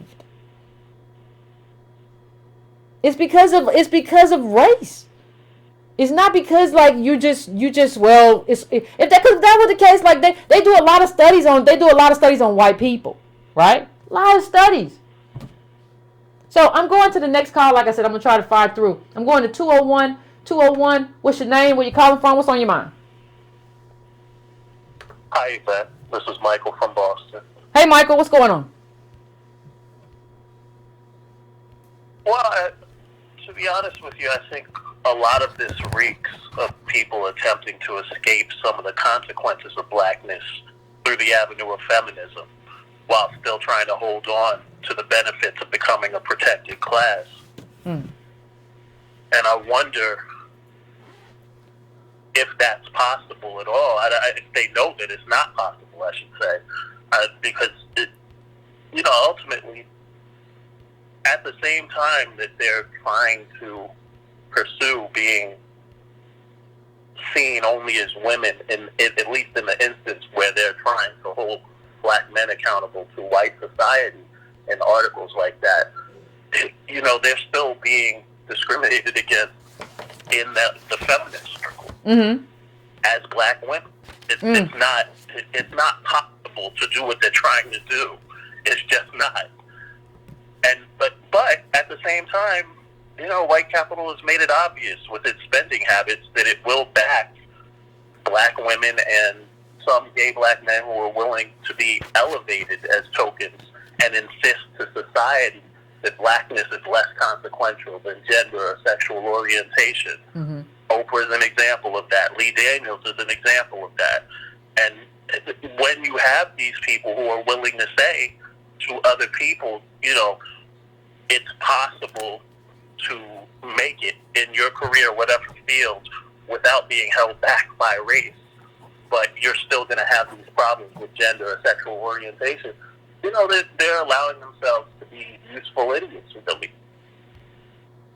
because this thing, like, this, understand that this extends all the way from slavery, right? Like, this is not like Susan B. Anthony. You were in the house, you had all your needs met, and you just couldn't vote. Like, everything that happened to us extends all the way from chattel slavery, and there's a line that binds us all the way back to that, and that line is about lineage, right? Like, if you want to talk to me about physicality, like if you said, Yvette, I want to tell you that a man is stronger than you, and if y'all get into an argument, like, you need to run, I totally agree, right? I totally agree, because that is a physical confrontation. I don't care whether that man is black, I don't care whether that man is white. That's a physical confrontation where he has an advantage. But we're talking about, in this conversation, the political sphere. And in the political sphere, like, this thing that they have created is race, which goes out about, which really isn't race, it's really lineage. It's really American DOS-ness, is the most consequential thing in terms of, like, what we suffer through as a group. When people see you, like, I don't think that when you walk into a room and you're trying to present, like, they don't think to themselves, oh, that's necessarily just a woman. I'm not saying that they don't say anything bad about that, but I think the thing that the yoke and the burden that we carry is the burden of coming from slaves. That is the biggest burden that you carry. That is your heaviest burden when you walk into a room. And you want to know how you know? Because the white women are all doing better than you. Because if being a woman was the biggest burden, the white women wouldn't be tearing stuff down and Me Too and taking over. They wouldn't be doing that. They would be right here with us talking about, yeah, it's tough being a woman, but they're not. Because we're very different. Because y'all are with the people who got all the power and all the money, and we're at the bottom in the bottom caste. That's what I'm saying. But I'll let you finish, Carl. I'm sorry. My last point is just on mass incarceration, which Tone mentioned brilliantly. You know, a lot of this conversation goes back to mass incarceration. That those late 80s, early 90s, there arose within feminism this element of black feminism that was very fixated on the behavior of black men and policing the behavior of black men specifically. So, you know, ultimately one of the leaders of that was Kimberly Crenshaw, who coined the term intersectionality. It was as a legal argument that really didn't take off, but as a social movement within feminism, it did take off. It took some time, but it did take off. And, you know, this is the same person who later urged people to pivot away from Black Lives Matter to say her name, because she felt like black women weren't getting the recognition that they deserved within Black Lives Matter. And that element still exists behind Kimberly Crenshaw, and it's still something that, you know, we have not dealt with as a community. It's not something that we have addressed effectively as a community, because it's making a lot of mistakes and it's dividing us. Yeah, no, I agree, Carla. I agree. I'm going to let you go because I promised to get through some calls, so I'm going to let you go. But I agree that, like, I agree that the problem that we're having is this division, and I agree that if you know, I can't get over what the other caller said about, like, black men just like being in jail, basically. Like, I can't shake that. Like, how first of all, how would you know that? Have you ever been to jail? And then the second thing is, like, if you are a person, if I ever interview somebody and they said, yeah, I'd rather be in jail, I'm happy to be in jail, do you know what that would say about how rough their life was outside of jail? Like, to talk to somebody and say, I'd rather be in this cage than to be out in the street, do you know what that says about the quality of your life? Do you know what that says about, like, how you never really got a chance to enjoy freedom? Nobody's walking away from, like, I got kids and I got a happy house and I got a family, but I don't want to be bothered. I just want to be in jail. Like, I just feel like there is, you know, we talk about on this show lineage therapy, and I feel like it's a really big deal right now. I feel like we are going through a lot. And I feel like it's something that needs to be dealt with in terms of, like, I feel like in terms of, like, this kind of frustration and anger towards each other. I just, you know, but 323, I'm coming to you. What's your name? Where you calling from? What's on your mind? Yvette, what's going on? What's going on with you? What's your name? Nothing much. This is DOS Tribe. Man, going on break. What's up? Not too much. I'm still tripping off that. I'm still tripping off that other caller. Was that Candace Owens calling in? I don't know. I got a lot to think about. I don't know. How's she gonna say somebody prefer a cage? She didn't even want to call it a cage. If being in a cage means I live longer, I'll take the shorter lifespan. I don't want to live long. I don't think people think about like what it's like to be locked in a room and not be able to get out when you want to get out. That's crazy. Who's gonna choose that? Yeah. And people lose relatives. Like, you gotta understand, people lose relatives in jail. Your mama sick, or your daddy, he dying. Your mama dying. Your sister, she ain't gonna make it, and you can't even leave to go. Like, you don't get to just be like, well, I'm gonna go and I'm gonna stay with you or whatever. Like, people don't understand like what, you know. I don't. Part of it's not even just understanding. It's not trying to work to understand it. But I'm gonna let you finish up, Carl. I'm sorry. Yeah, I mean, I wanted to talk a little bit about the article that you were speaking on. I think it's a great piece of propaganda that kind of promotes that narrative of black dysfunction. You know, it always points in that direction. And in my opinion, you can't really be critical about black men without being critical about black women. I mean, the article burns black women indirectly. These men are the offspring of black women. These men are raised by black women. They are around black aunties, black grandmamas, black sisters. Like, you can't tell me that they don't have the influence of black women around them. So to put them, you know, on trial, you basically put them black women on trial too. All right, caller. I know. I hear you. I'm gonna let you go. I just want to get through a few more, but I thank you for calling in. I appreciate it. I mean, there's a whole context, is I think what you're saying. There's a whole context to who we are. It's not just one thing, one person. I'm going to 313. That's my next caller. 313. What's your name? Where you calling from? What's on your mind? Hey, what's up, Yvette? This is Nate from Detroit. What's going on, Nate? Hey, nothing much. Hey, I just wanted to say, this is all social engineering. You had did a couple of shows a while back, which I thought was really great, and I was hoping you can expound on it a little bit more. But this is all propaganda. You can bring all the data in the world, and it's not going to convince a brainwashed mind. The first lady that called in today is a perfect example of that. What Alexandria said the last show is the motion sickness. She's trying to justify her feelings because she want to feel okay. Damn everybody else. She just want to feel okay with it. If we don't understand the game that's being played, it's all a con. You know, a perfect example, like, I hear a lot of people talk about colorism nowadays.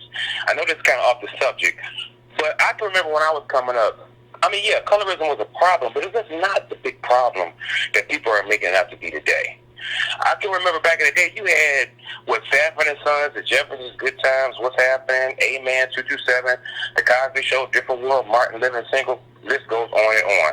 And all those people were like dark skin to light skin.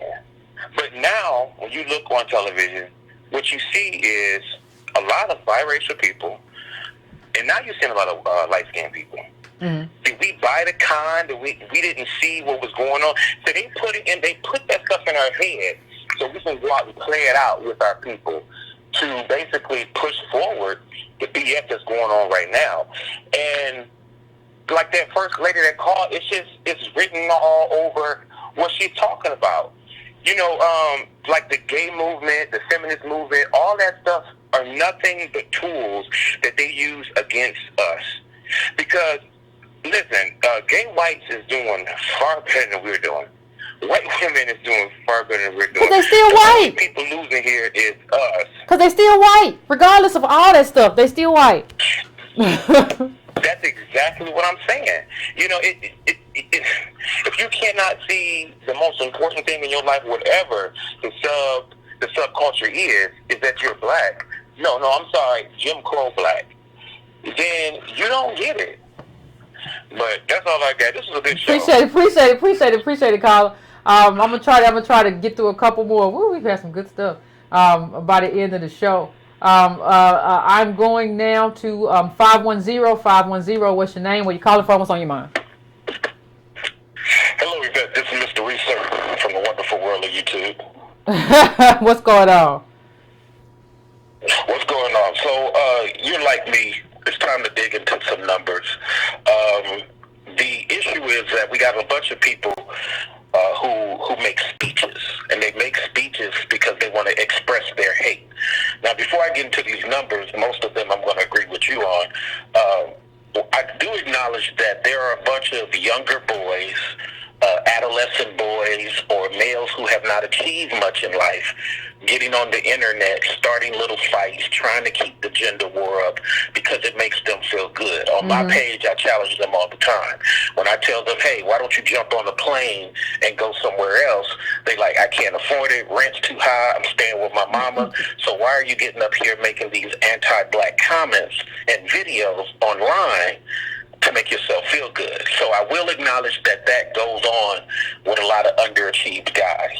But to dig into the numbers, what you were trying to tell that lady earlier, the CDC reported that black fathers are in their children's lives at a high rate. It does not mean that these black fathers have control, because the court determines that in family court, but they make efforts to be involved more so than some other cultures who are constantly gone. I've even had a Caucasian gentleman come to my page when I made that comment and said, you're absolutely right, because as a white guy, I barely saw my father. So you were right in telling that lady that. And also, when you dig into numbers, many a times, like with the lady, she made some fantastical garbage conversation about dating. You and I know, because we're old school, that dating cannot be captured because it's spontaneous. It can last a second, it can last an hour, it can last a year. You can't capture that. So it's asinine to even have this lady make a hate speech of look at the dating numbers when it's mathematically impossible to exist. Another thing I'll say is we do have these things going on in jail, but just like you pointed out to the lady, you can't capture emotion. When you say the person want, how is that captured, Yvette? Not in I data. don't understand. Is that a mathematical? What did you say? I said not in data. I've never seen a study where they ask prisoners like, Yeah. would you rather be here or would you rather be home? And I don't know. Yeah, and see, this is the point I try. Anytime I get on stage with people and have debates, I let them, regurgitate whatever they do, and then I come with source data. And source data, you can't manipulate. I've even been on stage with Wendy Wong from Pew Research Center, where I pointed out to her, I said, so why haven't your numbers changed since 2001 about black people? Mm-hmm. She said, huh? And then I showed up on the screen. I said, here's the numbers in 2001, here's the numbers in 2005, here's the numbers in 2007, and here's the numbers in 2015. The percentages are the same. Mathematically, how did that happen over the span of all those years? And the audience erupted. But this is the point I try to make to people. When you got people like myself, I'm in medical finance, so I have to research stuff all the time, so I research stuff for a living. You get thrown off when you give people real information. They're like, oh my God, I heard that on such and such show, and I just thought it was real. You have to fact check yourself. Two other things I'll make a point of, if you mind, Yvette. When it comes to the article itself about standing up, I remember back in the days when I was a little boy, we used to call women queens all the time, and then for some reason I started getting called the dog. I don't know why I was getting called the dog. My people always told us, we had to look out for our ladies. I remember my grandmother telling me back in the days when her cousin used to be an elevator operator, and he helped her get a job talking to the mayonnaise man, trying to help him. Well, you said the mayonnaise man. The mayonnaise man? Well, I try not to use. Never mind. I don't want to know. Just get to the point, Colin. We're gonna keep it moving. I don't know. I don't want to know. I'm gonna keep it moving. So my thing is that brothers have always helped So I don't understand. I even have a sign of a gentleman saying, "We defend black women," from back in 1960, a black gentleman holding it up. So those type of things I don't understand. I have no disrespect for ladies, and I understand the need of this thing, feminism and what have you, but feminism is supposed to be about equality. And when it stops being about equality and only becomes anti-male, then we're not having a conductive conversation. We're having we want you men to hurt while we step on conversation. All right, caller. All right, man. Jesus, can y'all not say whatever little stuff y'all be saying in the comfort of y'all own home? Don't nobody live like that. I'm going to the next call. I'm going to 757. What's going on? What's up, Yvette? Too much, Otis. Too much. Too much, Otis. I'm going to try to hit a couple things. Okay. Number one, I get into it with Michelle Alexander. It's not mass incarceration. It is legalized slavery, still legal under 47 words in the 13th Amendment of the Constitution. Now, I'm going to say something else, too. Most of these women that are calling in having anger fits about what black men want to be locked up, they have no idea that basically you have 2 to 4 people living in a bathroom and you have no privacy. So the idea that they want to be locked up is preposterous. It makes absolutely no sense.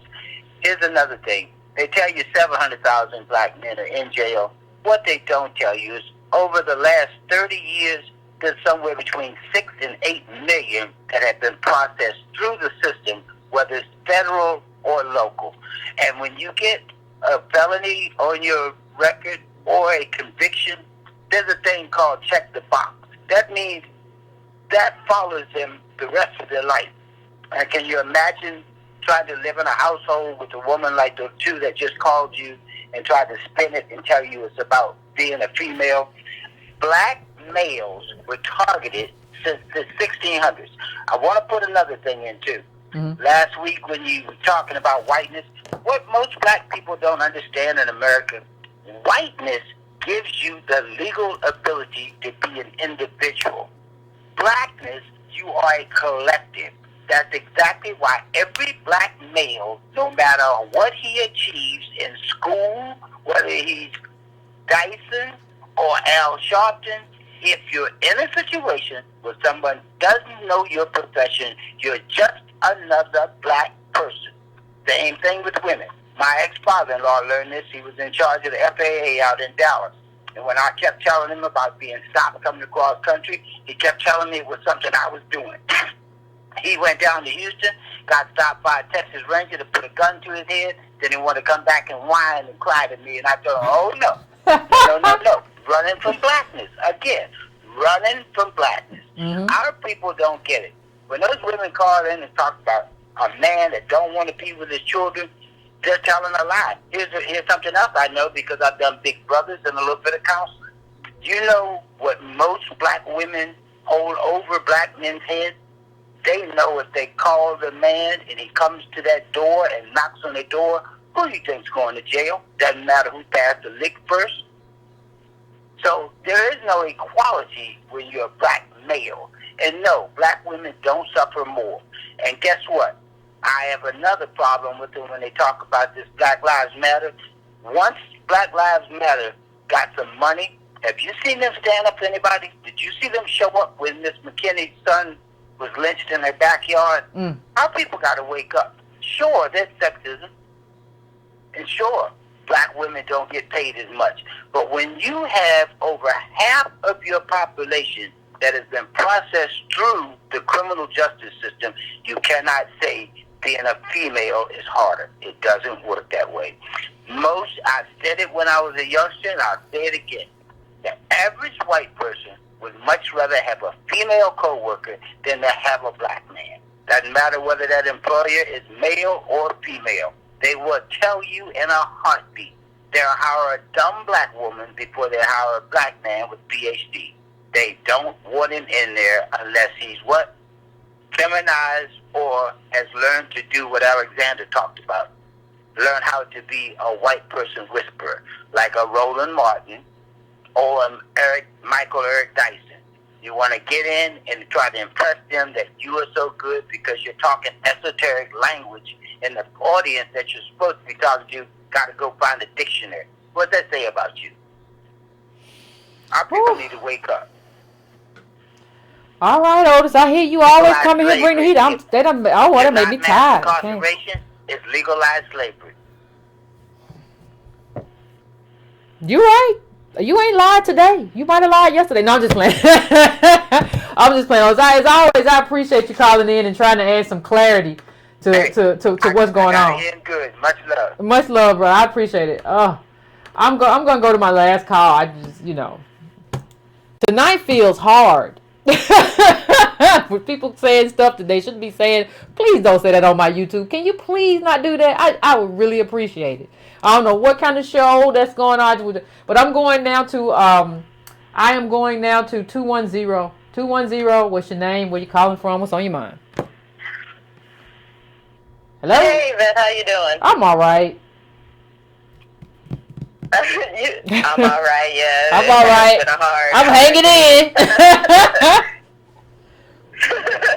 Well, this is Denise calling from Austin. What's going on? I just wanted to touch on the whole, jailbird thing that was happening in the first call. I can attest for the fact that, I've been very good as far as staying out of trouble, having everything together. And as soon as I started hitting that patch where, I couldn't get this job or that job, all of a sudden I had a lot of law enforcement problems. It was, I missed out on, paying my insurance. It was like a day off. And, I went to the court and I showed them, hey, I thought, that this was this. And I got my registration and my insurance mixed up. And I showed the judge that. He was like, well, within that week, you could have gotten an accident. And I was like, but I didn't. He was like, so I got charged like $750 for that. And I was like, oh, and I was already struggling. So I can see how you can just hold on, but understand something, fam. Everybody need to understand. $750 might as well be $5,000. Like in terms of when you understand 1,700 is a black family, you talking about you almost a half of a black family. What you got to pay in terms of that? That ain't just 700. That's what I mean when I say we're not American. You don't have American money. You can't just go in there and peel it off. You can't do that. And people well, white people be poor too. Yeah, the poorest of the poor. The poorest of white people have the same problem. We talking about our whole group except for this top little 5%. But go on, fam. Let you finish up. I'm sorry. No, but check this out. This is the crazy part. So they were like, okay, you got to pay this. And I was like, okay. So I'm struggling, doing what I need to do, but you're supposed to pay monthly. So I'm like, okay, we can pay monthly. And they were like, oh, but the minimum is $200 a month. And I was like, well, what if I only have $100 a month? They were like, oh, we're just going to issue a warrant. So they were like, you're going to go to jail and pay this $200, or we just going to put you in and mess up your job. Yeah, well, so here I am scraping. Yeah, I was scraping around because I was like, they won't take nothing less than $200, and I'm already, I just bought this new car, and I got this new car, and didn't have the registration, all of that, didn't have anything, and I was trying to get that together, and that's when they caught me because my license plate, something was weird, and they was like, oh, well, we gonna charge you for everything, and I was like, wow, okay. So now I'm in the hole, and it's it's been 4 years, and today, finally, I'm going to pay off everything, but it took me 4 years of being scared and driving, and I don't know what I can do, and I'm going to eat the noodles because I can't have, the other stuff, and you can get caught up in this stuff so fast. Yeah. And once you trip, they will beat you when you are down, and that has nothing else to do with the fact that we are poor, and we have been targeted because we've been casted down as descendants of slaves in this country. That's the only reason why. Yeah, I agree, Carla. I had a friend who went to pay a ticket off, and they said, well, we're gonna need you to pay the ticket today. Or something like that, and then she was like, well, what? What happened if I can't pay it? And they was like, we put you on probation. And I was like, you gonna go to the system on probation because you can't pay a ticket.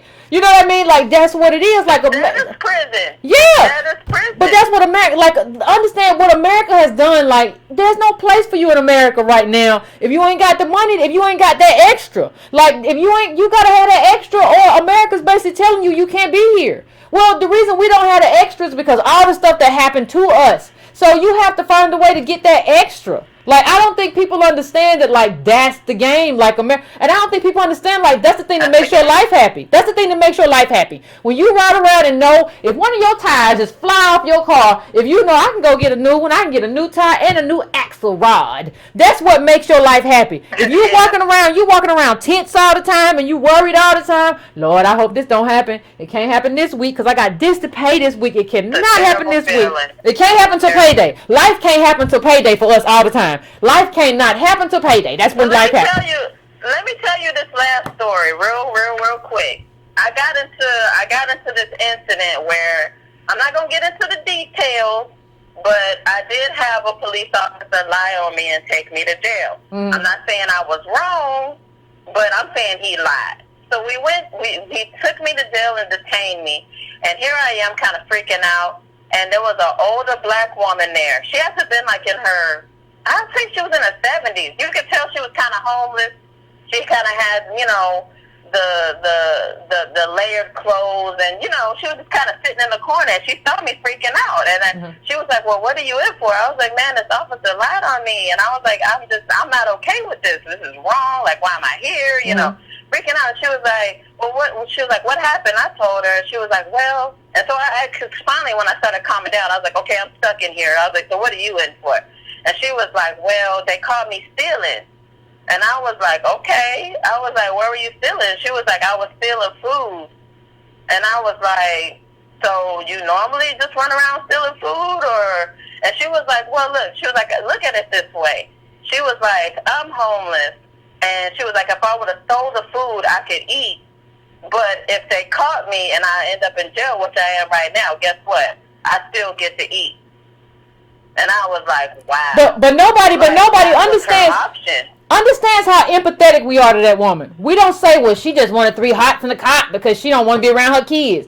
Even if she says she's hungry, we understand. We understand, like, she's hungry. Like, that's you do stuff when you're hungry. Like, you don't see. There's no. I don't know. We need to spread all this empathy around our people, like, as a community, not just like. I understand. A lot of people get paid a lot of money off these little stupid gender wars or whatever. But we need to turn that stuff off and just understand that, like, everything has happened to us because by design. This is how it's designed to happen. It's not because he wanted to go to jail. Just like that black woman, she did that because she needed food, and she's like, "I'm gonna get it one way or the other." Like, you get to understand that this is a design. Once you understand the design, then you can extend empathy both ways, and where everybody, and take all that other baggage off, because they design you to be upset with each other and everybody fighting over. So you have to do that. But I want to thank you for your call. I appreciate you calling in and giving me your perspective on everything. And I understand how it happens. Everybody, like, we don't have it. Like, I told that story before because it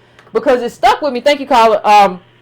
The time I was at a restaurant for like a birthday, and like the white family next to me, they were obviously like a family, and it was somebody over there's birthday too. And like, they were just guzzling bottles of wine, like somebody was pouring a bottle of wine down somebody else's throat, and they was all laughing, and with nobody looking at the check, like wondering how much it costs. Like, you be in a restaurant and be tense. Like, it can't be no more than this. I don't get paid tomorrow. I know exactly how much I got in my account. I know exactly how much I can spend, and you can't go over that. Like, you don't understand the repercussions, the physical repercussions of having to, like, that to be your life all the time. Not just a dry spell, just like that's your life. Like, you live on the edge. That's your home. And so it is what it is. But I want to thank everybody for calling in. I appreciate the fact that we got to get the people in who disagree with me. You got to have a hearing, because I hate the fact that, Yvette never takes the calls. No, I can't see. I don't know who called it. I don't know. I only know Alexander and Antonio. Everybody else is just random. So I'm happy I got that in. And I'm sure we can talk about that for a very, very, very, we're going to be talking about that for a very, very, very long time. I want to thank everybody for the donations. Thanks, Clementine, and everybody else for the donations. I appreciate it. And please, please, please like, if you haven't liked already, if you haven't liked the show for tonight. And I don't know, like, just like just like and share and hit the bell so you get a notification if you have not done that already. We at the 2-hour mark, so we're gonna go, but we're gonna have to continue having this conversation because there's a lot of stuff that didn't happen that needs to happen, a lot of stuff that wasn't said that needs to be said. But we had some good conversations tonight, and we're gonna keep it moving. So until next time, Breaking Brown family, please finish up your libations and get ready for bed. Until next time, I'm out.